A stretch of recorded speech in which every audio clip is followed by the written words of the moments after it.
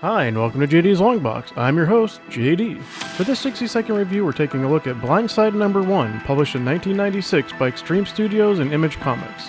Blindside was created by Marat Mychaels. The plot and pencils were by Marat Mychaels, with Leo Jimenez providing detailed backgrounds. The writer was Robert Loren Fleming. The inks were by Al Vey and Sean Parsons, and the colors were by Extreme Color. With a hero that borrowed heavily from Spider-Man, Daredevil, and James Bond Jr., Blindside tells the story of Orion Sector's secret agent named Richard Kemp, who was captured while on a stakeout and subjected to the experimental Medusa helmet that shorts out his nervous system. Either in spite of, or because of his night vision contact lenses, he survives the event, and awakens with heightened senses, and, with the contact lenses fused to his eyes, he now sees in infrared.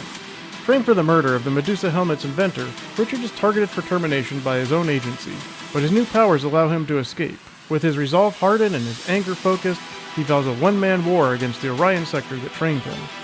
Marat Mychaels' pencils gives us incredible action scenes like a Jean-Claude Van Damme movie directed by John Woo, and his page layouts always keeps the action moving. The color palette sets the right tone for an action thriller without ever going too dull or too garish, and has the contoured shading you would expect from Extreme Studios. I would have liked to see more of Richard's red chromatic night vision though, since it's implied that that's how he sees all the time. Vey and Parsons' inks brings the pencils to life. They are edgy in a way that fits the late 90s image style, but they go too light in some areas, requiring the colors to take up the slack in the shading. The writing gets an 8. The colors gets an 8.5.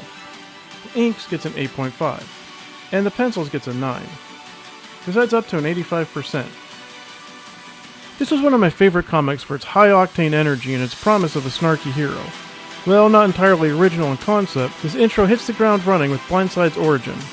Unfortunately, the series never got beyond issue number 1. It did get a brief continuation published in Maximum Press's anthology book, Asylum, issue number 11, and Marat Mychaels has rebooted the series in 2012 with Contraband Comics, but this also doesn't look like it's gotten past issue number 1. It's really too bad because with so much talent and potential, Blindside could have become a household name. I hope you liked this 60-second review. Be sure to like and subscribe and then check out some of my other videos.